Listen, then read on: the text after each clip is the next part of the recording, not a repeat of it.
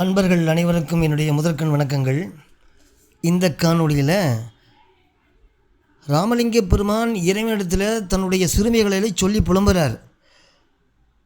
அதை தொடர்ந்து இன்னும் நிறைய பாடுறாரு. அதில் அடுத்த பாட்டு இன்னொன்று சொல்கிறேன்னே. பெருமான் என்ன சொல்கிறாரு?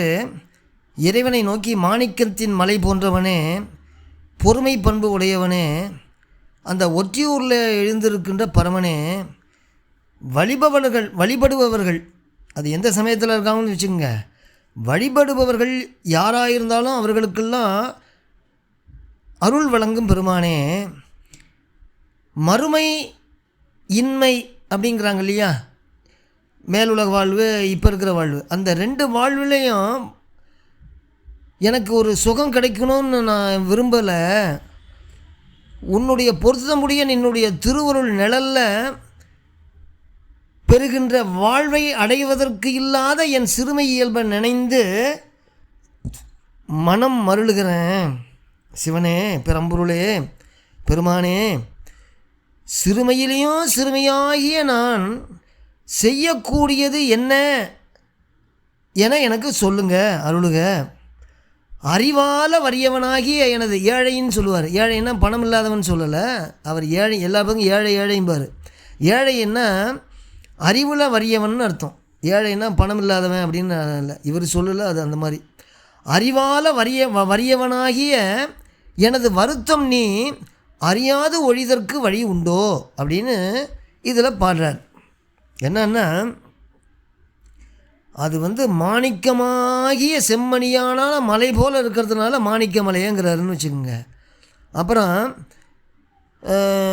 இந்த நம்முடைய மடமை அறியாமையினால் அவர் என்னன்னா, நம்மளுடைய செய்த தவறுகள்லாம் பொறுத்தறதுனால பொறுமையாளனேங்கிறார். அப்புறம்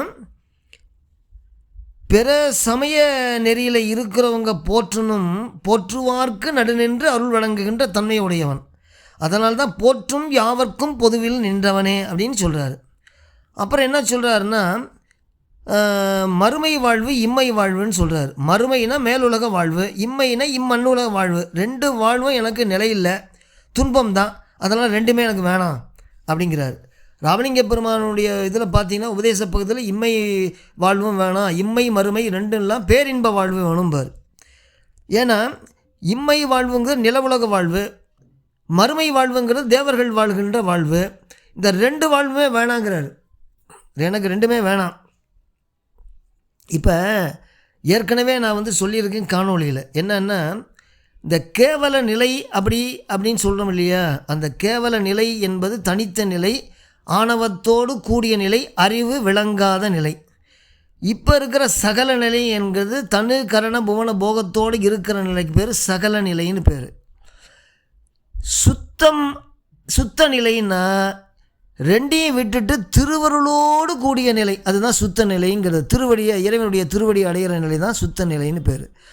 அதை வேறு வாரி பாஷையில் சொல்வார், பரிபாஷையாக குழுக்குறியாக சொல்லுவார். எப்படின்னா, சகல கேவல விலாத நிலமின்று வாழ்கின்ற வாழ்வு அருள்வாய். சகல கேவலம் இல்லாத இடம் நின்று வாழ்கின்ற வாழ்வு அருள்வாய்பார். கேவல சகல வாதனை எதனால் கீழ்ப்படும் அவக்கடல் மூழ்கி ஒவ்வொரு மயங்கி உழலும் இச்சிறியேன்பார். கேவல சகல வாதனை நிறைய இடத்துல சகலமாய் கேவலமாய் சுத்தமாகி இந்த மாதிரிலாம் பாட்டு வரும்.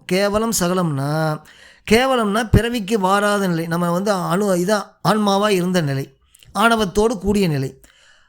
சகல நிலைங்கிறது தான் தனு கரணம் புவனங்கள், அந்த உடம்பு கொடுத்தாருல மாயிலேருந்து, அது இப்போ நம்ம இருக்கிறோம் இல்லையா, அதுதான் சகல நிலைன்னு பேர்.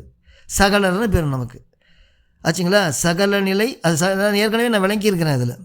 அப்போ சுத்த நிலை என்னன்னா, ரெண்டுமே இல்லாமல் இறைவன்கிட்டே இருக்கிறது தான் சுத்த நிலை, அதுதான் பேரின்ப வாழ்வு. அதை இவர் என்ன சொல்கிறாருன்னா, மறுமையும் வேணாம் இருமையும் வேணாம், இந்த மறுமையும் வேணாம் இம்மையும் வேணாம், அந்த மேலுலக வாழ்வு தான் எனக்கு வேணும்.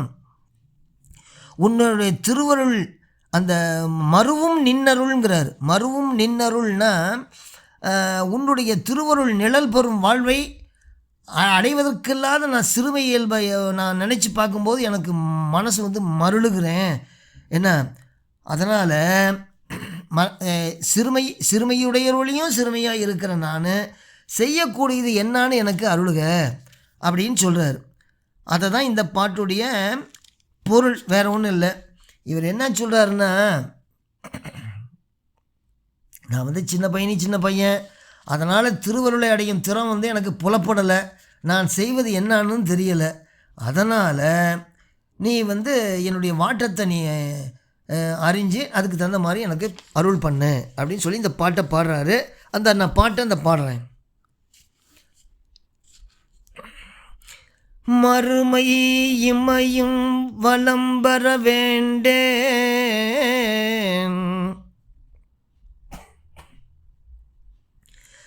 மறுமை இமையும் வலம்பர வேண்டேன், மறுவும் நின்னருள் வாழ்வுராடையா சிறுமை எண்ணியே திகைக்கின்றேன் சிவனே, மறுவும் நின்னருள் வாழ்வுரடையா சிறுமை எண்ணியே திகைக்கின்றேன் சிவனே, செய்வதென்னை நான் சிறியருள் சிறியேன், வறுமையாலனேன் வாட்டம் நீ அறியா வண்ணம் உண்டுகொள், மாணிக்கமலையே பொறுமையாலனே ஒற்றி அம்பரனே போற்றும் யாவர்க்கும் பொதுவில் நின்றவனே. சுருக்கமாக சொல்ல போனால்,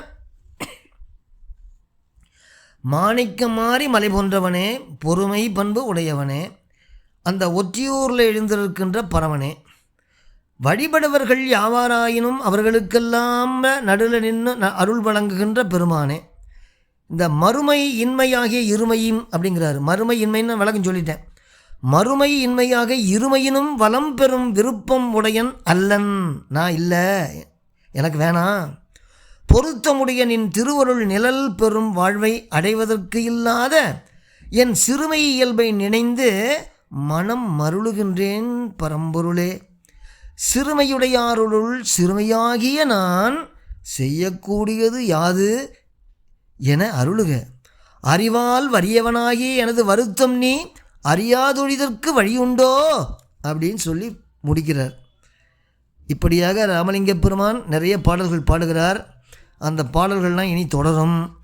நீங்கள் இதெல்லாம் கூர்ந்து கவனியுங்க, இறைவனை வேண்டுங்க, தன்னுடைய சிறுமைகளை சொல்லுங்கள், பெருமைகளை அவருடைய பெருமைகளை போற்றுங்கள் என்று சொல்லி நிறைவு பெறுகின்றேன். அடுத்த காணொலியில் நாளைக்கு பார்ப்போம். வணக்கம்.